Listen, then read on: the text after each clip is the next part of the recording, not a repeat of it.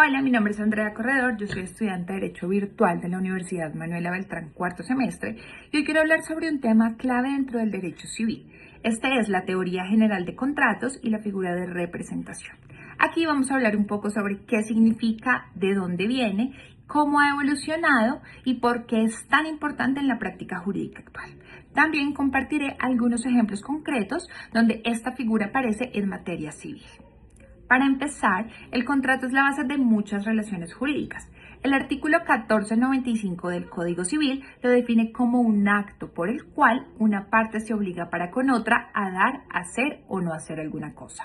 En otras palabras, el contrato nace de un acuerdo de voluntades entre dos o más personas que deciden crear obligaciones con fuerza de ley entre ellas. De esta teoría general se derivan figuras muy importantes, una de ellas precisamente la representación, que permite que alguien actúe en nombre de otro dentro de un contrato o acto jurídico. Un poco sobre los antecedentes y evolución.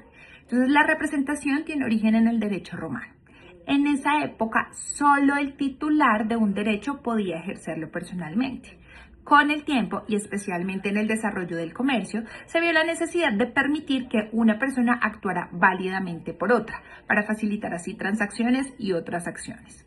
Así nació la figura de representación, que luego fue incorporada por los códigos modernos como el Código Napoleónico y el Código Civil colombiano más adelante. Nuestros artículos 1505 y 1506 establecen claramente que lo que una persona ejecuta en nombre de otra, claramente si está autorizada por la ley o por el representado, produce los mismos efectos que si lo hubiera hecho personalmente. Hoy esta figura es esencial. Sin ella no podríamos tener apoderados, tutores, representantes legales, ni muchos contratos que son parte de nuestro día a día. La representación se clasifica en dos tipos principalmente, la legal y la voluntaria. Primero, hablemos un poco sobre la representación legal, que nace directamente de la ley. Por ejemplo, los padres que representan a sus hijos menores, según el artículo 288 del Código Civil. No hay un contrato establecido ni un acuerdo previo, solo la ley que impone esa representación para proteger los intereses de los menores. Segundo, la representación voluntaria, que esta sí nace del consentimiento. Aquí, una persona autoriza a otra a actuar en su nombre, normalmente a través de un contrato de mandato o de un poder. Esto se regula entre los artículos 2142 y 2199 del Código Civil. En resumen, la representación legal nace directamente de la ley y la representación voluntaria nace específicamente de la voluntad de las partes.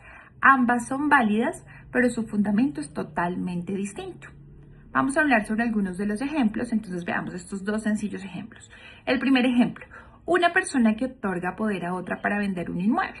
El apoderado, sin ningún problema, celebra el contrato de compra-venta y los efectos recaen directamente sobre el mandante. Aquí estamos ante una representación totalmente voluntaria.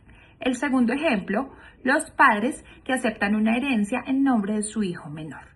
Este acto lo hacen como representantes legales y los efectos recaen directamente sobre el patrimonio de su hijo.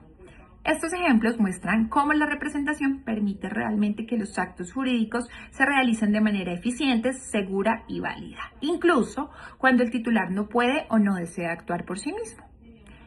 En conclusión, la representación es una figura esencial dentro de la teoría general de los contratos. Gracias a ellas, las personas pueden ampliar su capacidad de actuar, garantizando la continuidad de las relaciones jurídicas y la seguridad en los negocios, cosa muy importante. Esta figura refleja cómo el derecho civil colombiano se adapta a las necesidades de la sociedad, equilibrando la autonomía de la voluntad con la protección legal. Como lo explican algunos autores como Inestrosa, Davis Echandía y Valencia Sea, la representación no solo facilita los actos jurídicos, sino que también refuerza la confianza y la responsabilidad entre las partes. Por eso, entenderla es fundamental para cualquier estudioso de derecho. Algunas fuentes consultadas para este trabajo son el Código Civil colombiano en sus artículos 1495, 1505, 1506, 2142, 2199 y 288.